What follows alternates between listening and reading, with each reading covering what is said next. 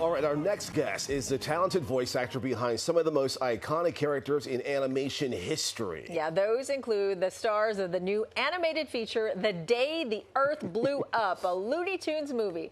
Now listen closely. Okie dokie, Porky, let's get crack-a-lackin'. Okay, first things first, grass must not appear dead and brown. Check. Well, we got that covered. Wooden steps must be free from holes and safe to walk on. That should work. Check. That is amazing. The voices of both Daffy Duck and Porky Pig are courtesy of two-time Emmy Award-winning voice actor Eric Bauza, and he joins us on the couch this morning. So great to have you here. Good morning, PIX11. How's it? Is it too loud for this voice? Oh, it's a good thing I remembered to wear pants. Oh my gosh. You possess a talent that is admired by so many people. That is amazing. Well, you know, I got to credit the great Mel Blanc, of course, who originated these more than voices. I call them characters, personalities, way back in the 40s. Yeah, it's so awesome. And now you're part of this long overdue Looney Tunes movie, so tell us about it. Yeah, it's kind of hard to believe that in 90 years of the Looney Tunes being a part of our Saturday mornings, that it took them this long to get their own standalone feature film. And I always say, no AI or NBA basketball players were used in the making of this film. What is the movie about? it's about the alien takeover of planet Earth, and who better than Porky and Daffy to help? They're just trying to get by, you know. They're just like you and me, trying to get by in their 9-to-5 jobs, and then they happen upon this alien invasion, chewing gum of all things. Yeah, oh my gosh, they're called to service. Yes, yes. To defend us all. Daffy Duck, Porky Pig. For people who are hearing this concept, how does it work to have a pig and a duck save the universe? I mean, it makes sense to me. I mean, you know, thank goodness these writers and artists come up with these great setups and gags and jokes, and it just works. Looney Tunes has always just been that. Something as an escape to make us laugh from... It's kind of hard to look outside these days and figure out what's cartoons and what's real life. So it's good that we have these characters to fall back on for comedy. So how many voices do you actually do in this film? Well, definitely Daffy. Yeah. Porky.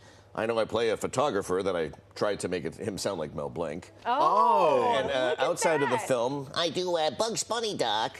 Tweety Bud. I taught it pudding chat.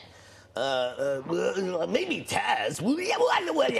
Oh my God! Yeah, I don't want to get any germs. We're a safe distance away. Good. You know, Oh so my Eric, when gosh. did you realize in your life you could even do all these voices? Probably around like high school, when I was getting in trouble for doing the voices. The teachers would often, you know, say, okay, you got to get your work done, but tomorrow you could head down to the office and do voices over the PA system. Oh. So, you know, I was doing impressions for pretty much the entire school at that point.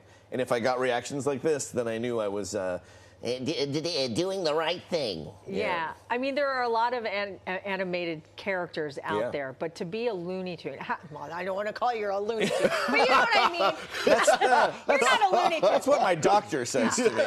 Who needs therapy when you have animation? But how do you land a gig like this, though? I don't know. It is like winning the lottery, because they do open it up to folks. But I'll be honest with you, I only ever auditioned for Bugs Bunny twice in 10 years. So that just goes to show you how Warner Brothers keeps it pretty the same. But at the same time, when there's a new storyteller and a new story, they want to bring a new life to it, and I guess that's where I come in. So are there obviously, well, maybe not obviously because I'm asking the question, but are there other people that do those voices for different films? Like, or is it, you know, how many people? There's probably only about like 2 or 3 of us. I can't go on further without citing Candy Milo, who plays Petunia Pig in this film. Oh, okay. Who is amazing. She was actually part of the original Tiny Toons series in the 90s by Steven Spielberg. She played Sweetie, who is a descendant, I guess, of Tweety.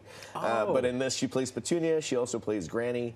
And it's folks like this that I grew up watching. You know, I grew up watching, and now I'm old enough to be at the adults table at Thanksgiving with these folks. And it's amazing that people that I grew up watching, I now call my friends. Now, you're talking to us in the voices. Yes. but when you're alone, do you use Alone the with your voices? feelings. And are you thinking in these voices and then speaking, or are you thinking with your own voice and then speaking in their voice? You know, listen, when you're stuck on the 405 in Los Angeles in gridlock traffic, nothing helps the time go by. Then these voices, Doc, ain't I a stinker? Oh my gosh, that is so good. Did you do it as a kid though, ever? I did, but you know, my parents Filipino in descent. Filipino, yeah. Yeah. They had the holy water. They were like, "What is wrong with this guy? We wanted a Filipino male nurse." But they got Bugs Bunny instead. Oh, but what do they think about you now and all the success that you found in this? Hey, all the Looney Tunes apparel that I bought in the '90s, I'm paying, you know, back into their mortgage. So we're good. We're good now. Yeah. Oh, wow. Square deal.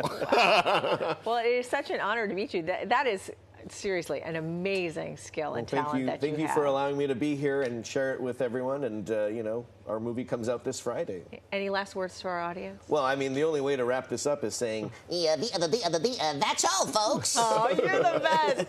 The Day the Earth Blew Up hits theaters this Friday. Thank you and so much. It's positive, we promise. It's not what you think. The time right now is 9:20.